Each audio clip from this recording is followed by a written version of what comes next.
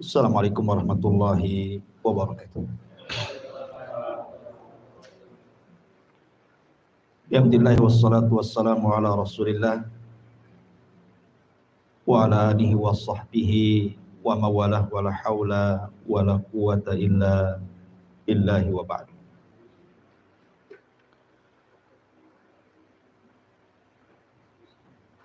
Baik, kita lanjutkan kajian kita masih membahas tafsir daripada surah-surah pendek dalam juz Amma. Dan kita masuk pada suratul A'la.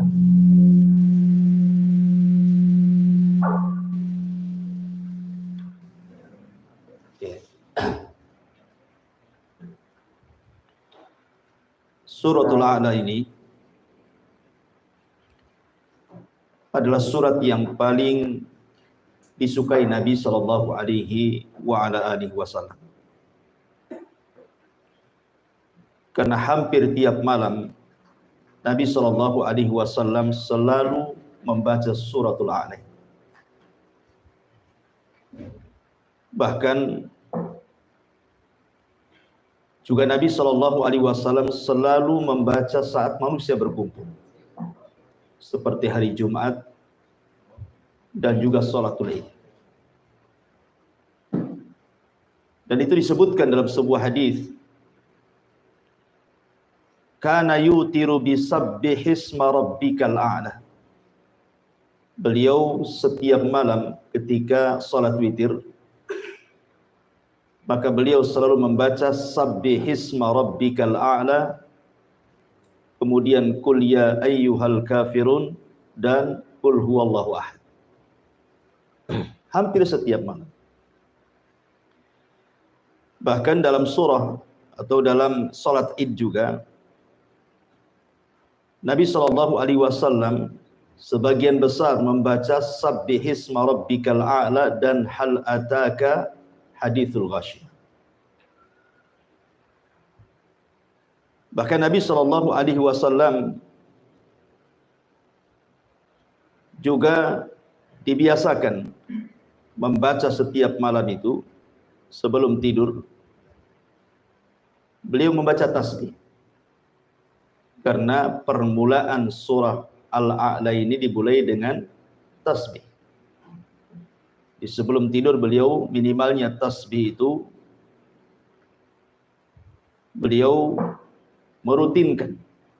Sampai-sampai disebutkan dalam sebuah hadis, kana la yanamu hatta yaqra al-musabbihat wa yaqulu fiha ayatun khairun min alfi ayat. Terkadang beliau sebelum tidur membaca ayat-ayat yang dimulakan dengan tasbih, seperti sabbihisma rabbikal a'la, karena padanya ada ayat yang jauh lebih baik dibandingkan 1000 ayat. Bahkan Nabi sallallahu alaihi wasallam juga membaca terkadang di salat duhur. Sebagaimana hadis Jabir bin Samurah radhiyallahu an, Nabi sallallahu alaihi wasallam yaqra'u fi dhuhri sabbihisma rabbikal a'la, rawahu Muslim. Terkadang beliau dalam salat duhur juga membaca sabbihisma rabbikal a'la. Hadis ini dikeluarkan Al-Imam Muslim.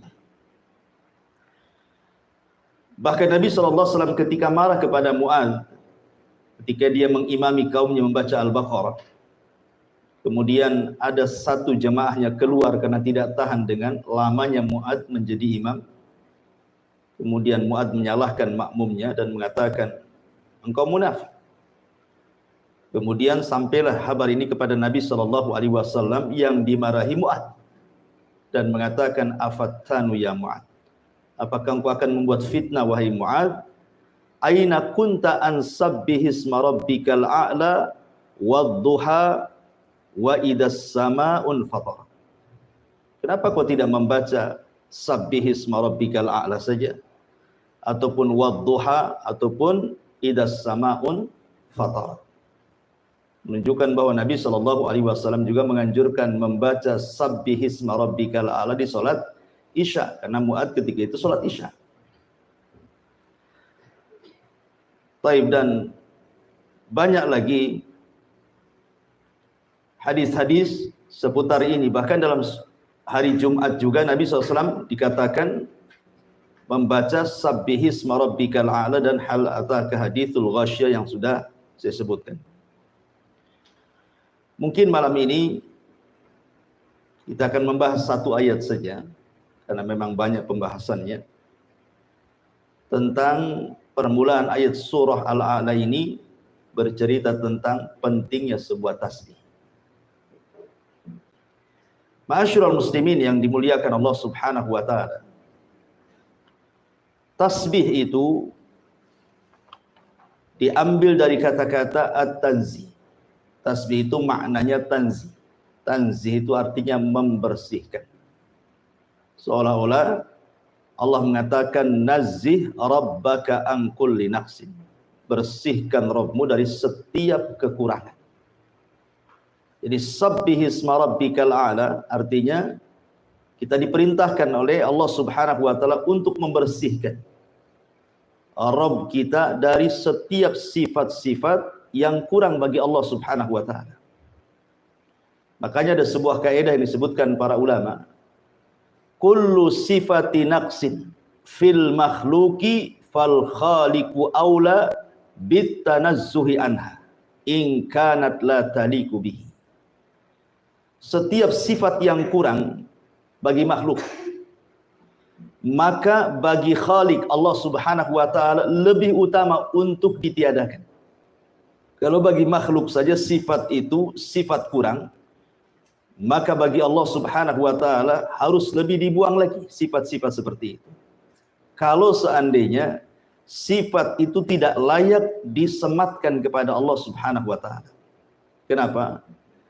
Karena tidak semua sifat yang kurang bagi makhluk itu kalau diterapkan kepada Allah ikut kurang pula. Ada sifat-sifat yang kurang bagi makhluk, tapi kalau disematkan kepada Allah justru sempurna. Contoh umpamanya, di antara sifat Allah Subhanahu wa taala al-mutakabbir. Sifat Allah itu sombong.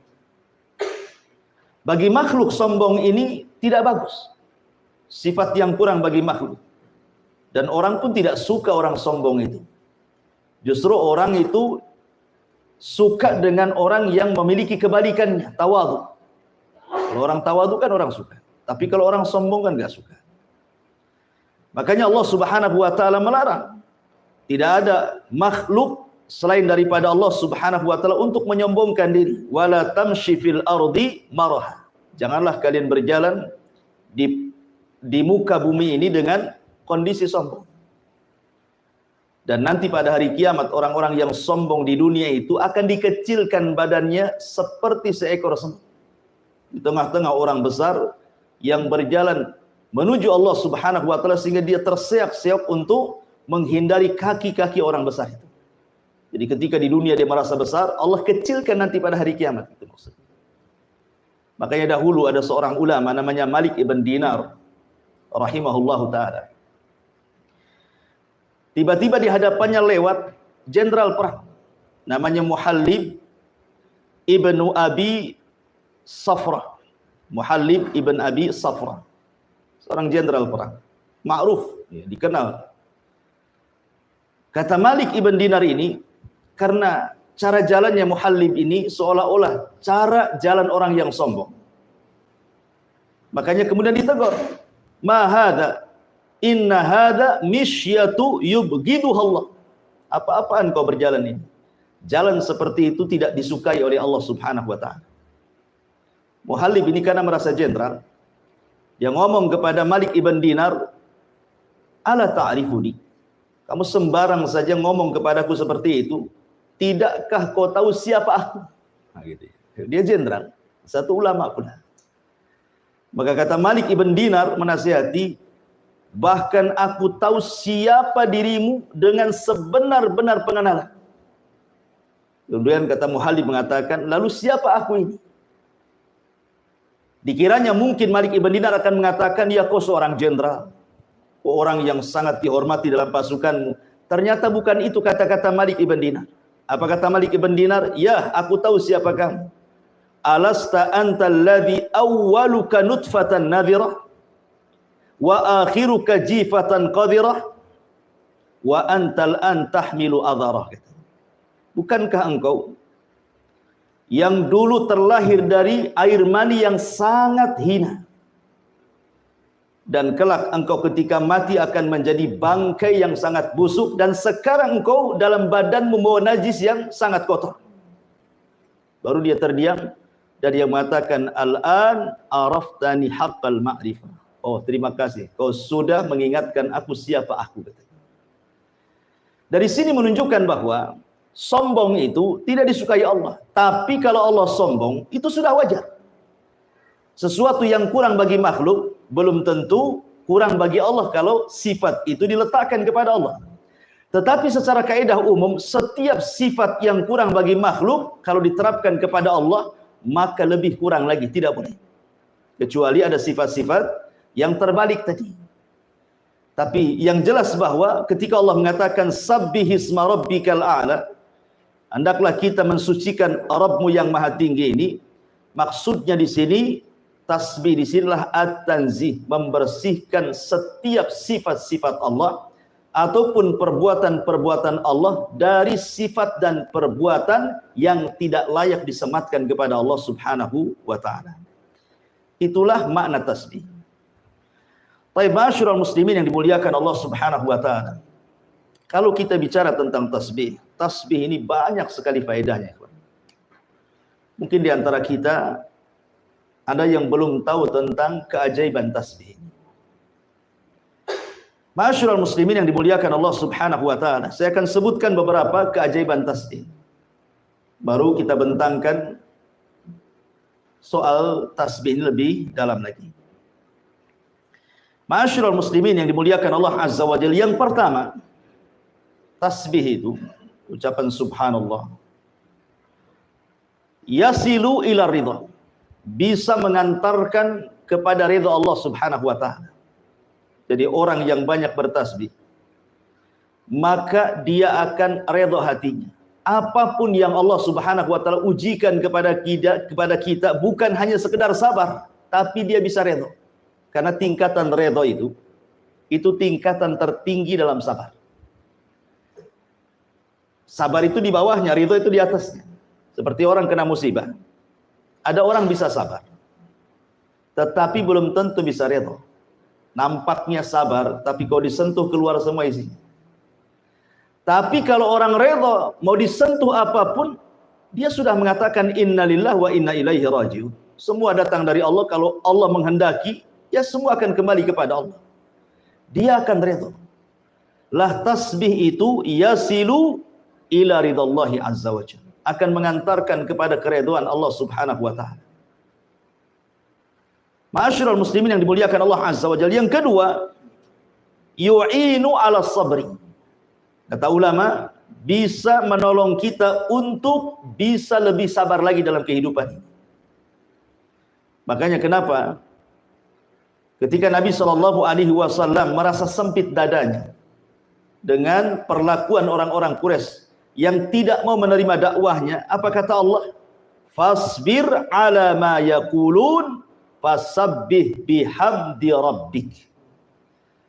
Apa kata Allah? Sabarlah terhadap apa yang mereka katakan kepadamu wahai Muhammad. Mereka mengatakan kau gila, mereka mengatakan kau penyihir, kau penyair, dan begitu seterusnya. Sabar saja, tidak perlu menjadikan sempit dadamu. Bagaimana cara melapangkannya? Fasabbih bihamdi rabbik, bertasbihlah dengan memuji nama Rabb. Dari sini menunjukkan bahwa Allah iringkan kalimat sabar dengan tasbih, menunjukkan bahwa sabar itu bisa diraih dengan tasbih. Ini dua. Yang ketiga, secara umum tasbih itu adalah zikir kepada Allah Subhanahu wa taala. Akan tetapi ma'asyiral muslimin yang dimuliakan Allah Azza wa Jalla, ternyata kalau kita melihat tentang ayat perintah tentang zikir, tasbih ini disendirikan dari zikir. Seperti Allah mengatakan dalam surah Al-Ahzab ayat 42-43, Ya ayyuhalladzina amanu dzkurullaha dzikran katsira wasabbihuhu bukratan wa asila. Wahai orang-orang yang beriman, perbanyaklah zikir kepada Allah dan perbanyaklah tasbih di pagi dan petang hari kalian. Bukankah ucapan tasbih itu bagian daripada zikir? Kenapa dikeluarkan? Seolah-olah di sini ada penyebutan zikrul khas ba'dal 'am. Ya. Disebutkan kalimat khusus setelah menyebutkan kalimat umum, menunjukkan bahwa tasbih itu ada keistimewaan tersendiri dari seluruh zikir yang ada. Sama ketika Allah menyebutkan tentang malaikat, Allah mengatakan tanazzalul malaikatu warruh, di mana seluruh malaikat turun dan juga ruh. Ruh itu siapa? Jibril.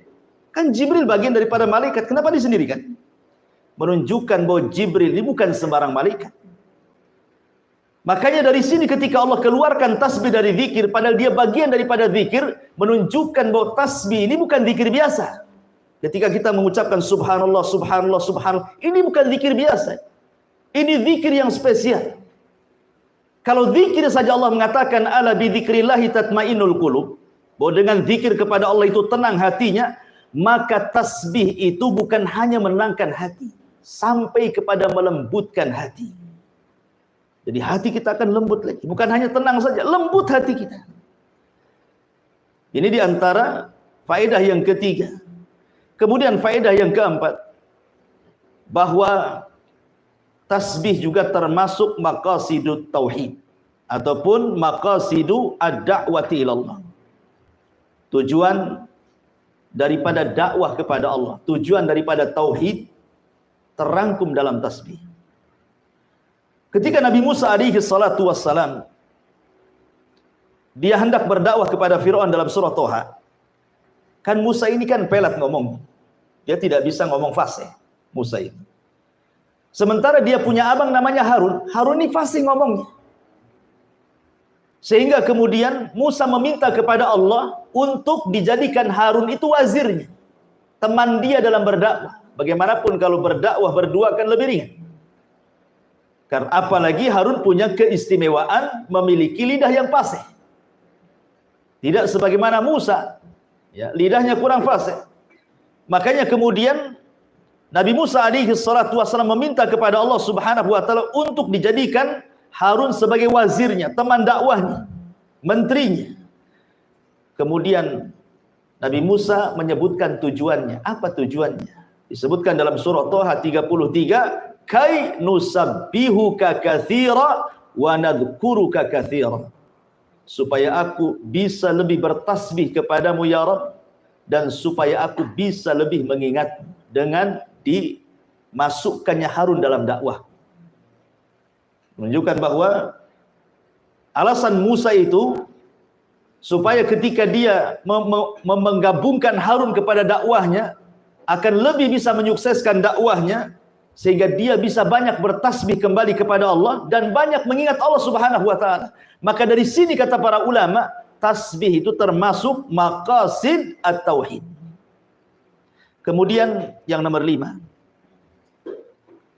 tasbih ini ikhwan adalah salah satu zikir yang bisa memberatkan timbangan.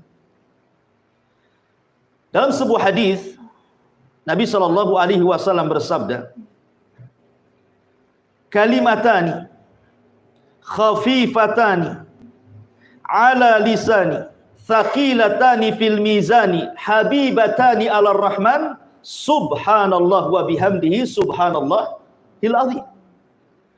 Kata Nabi SAW, 2 kalimat yang ringan di lisan, 2 kalimat yang ringan di lisan tapi berat dalam timbangan.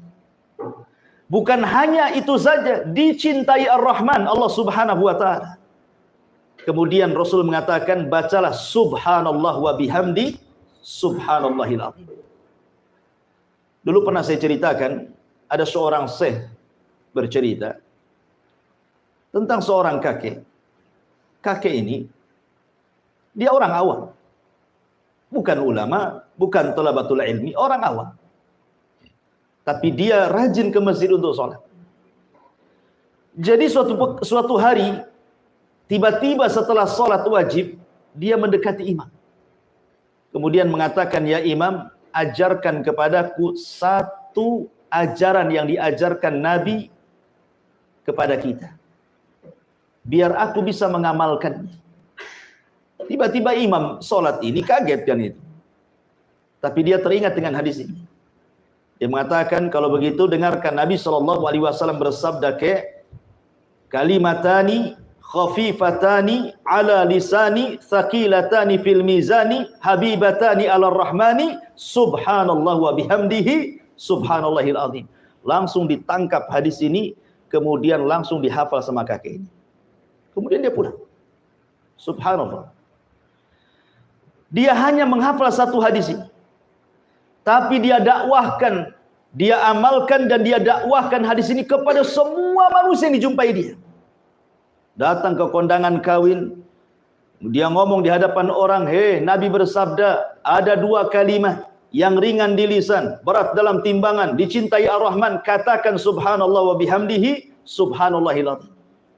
Masuk ke pasar, dia ceramah di hadapan orang-orang pasar. Orang pasar, ada dua kalimat ringan di lisan, berat dalam timbangan, dicintai Ar-Rahman, katakan subhanallah bihamdi subhanallahil azim. Ketemu orang di jalan ngomong begitu. Pokoknya setiap ketemu orang dia sampaikan hadis ini. Pernah antum melakukan seperti ini? Yang ada malu antum. Tiba-tiba Allah takdirkan kakek ini jatuh sakit gara-gara ditabrak mobil. Masuk dia ke rumah sakit. 3 hari dia koma. Hari ketiga dia sadar. Kemudian keluarganya senang. Ketika dia sadar, yang pertama dipanggil bukan keluarganya. Aina dokter? Mana dokter? Oh, dokter langsung dipanggil, sibuk tuh dokternya. Kata dokter sambil pegang tangannya, iya kek, saya dokter. Kata kakek ini, ya dokter, Nabi bersabda, 2 kalimat ringan di lisan, berat dalam timbangan, dicintai Ar-Rahman, katakan dok, subhanallah wa bihamdihi subhanallahil azim, kemudian dia mati. Dia akhiri kematiannya dengan subhanallah wa bihamdihi subhanallahil azim. Memberatkan timbangan dia. Karena tasbih ini ikhwatu fiddin, sekali lagi banyak keistimewaan. Ini baru sedikit yang saya ceritakan, masih banyak. Jadi dia bisa memberatkan timbangan dan dicintai Allah Subhanahu wa taala.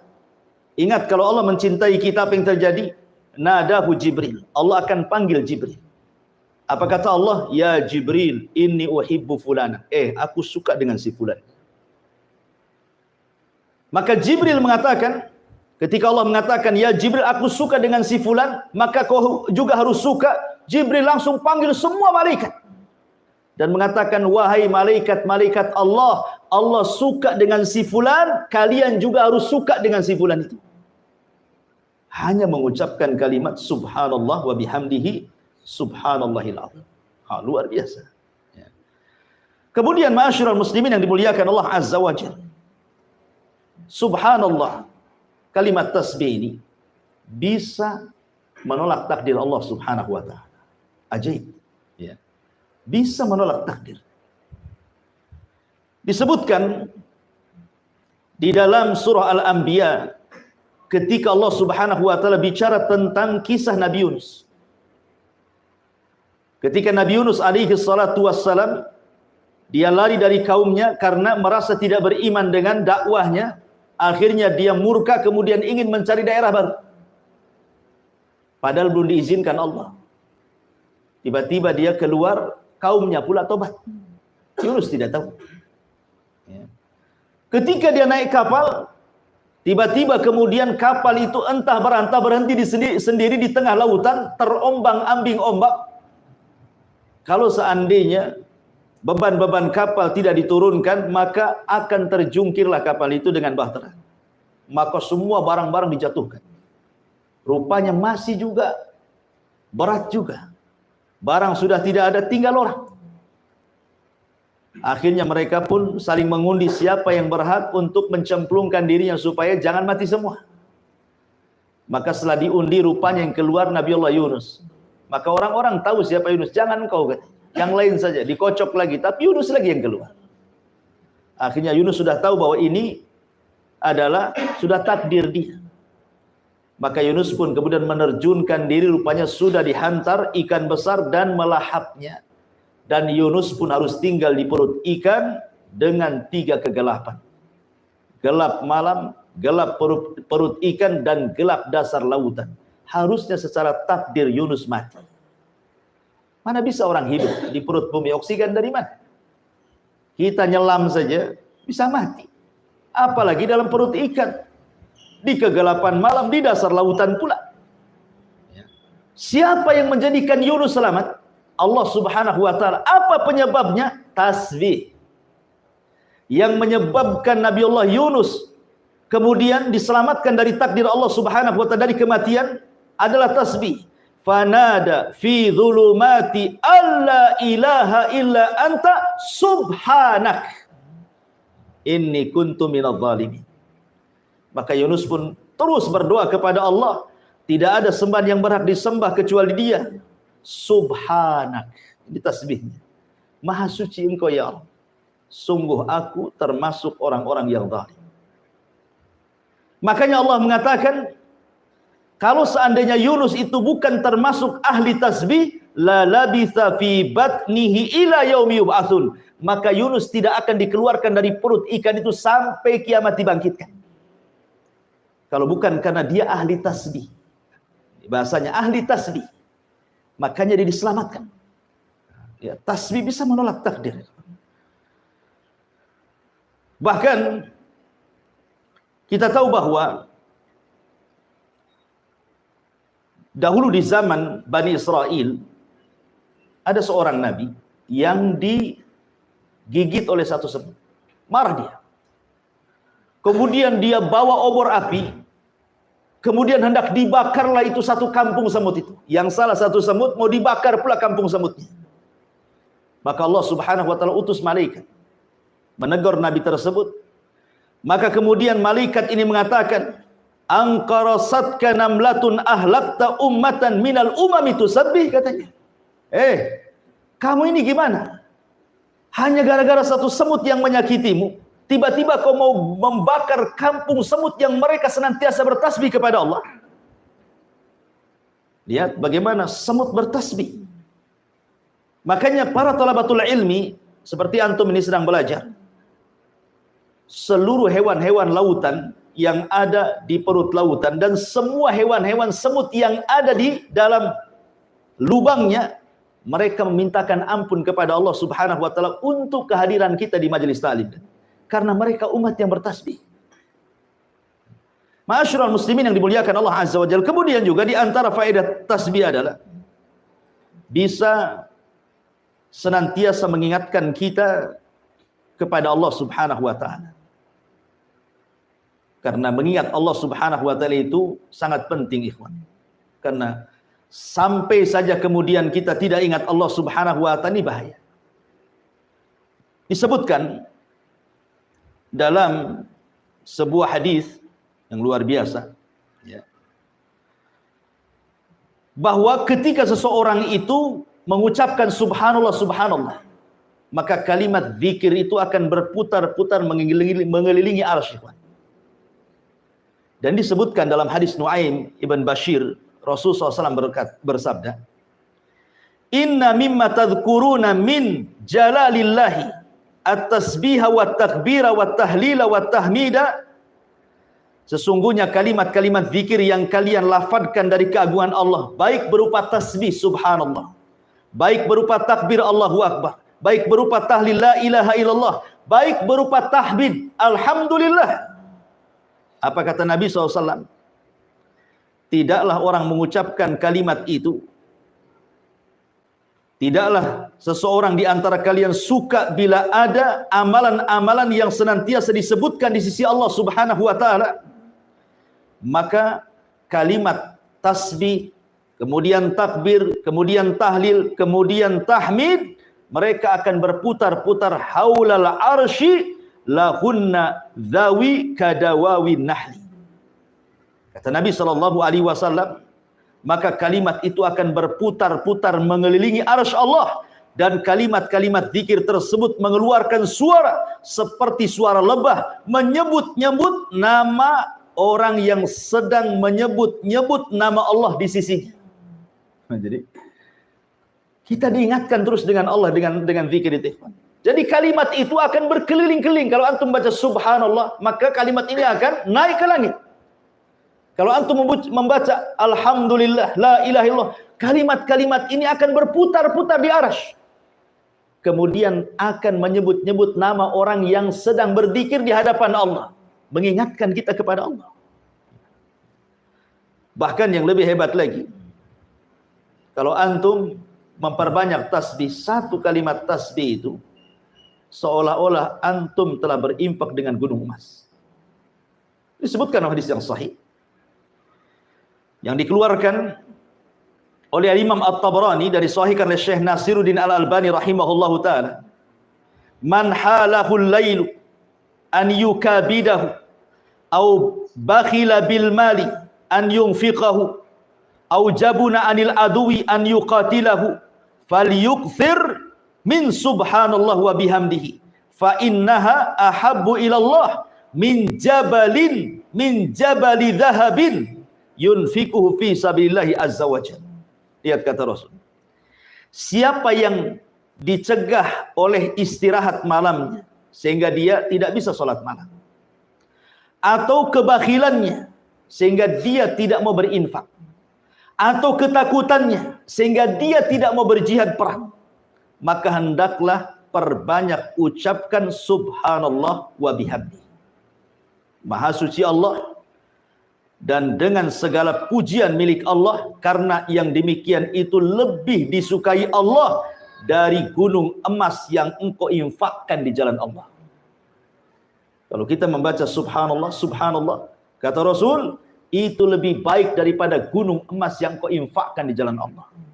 Kalimat tasbih saja. Dan siapa juga yang punya gunung emas? Ya. Kalaupun antum dapat gunung emas, sudah rebutan. Taruhlah kemudian antum punya gunung emas, kemudian diinfakkan, itu tidak lebih baik dibandingkan antum memperbanyak tasbih. Bahkan tidak ada satupun doa orang yang memperbanyak tasbih kecuali dikabulkan.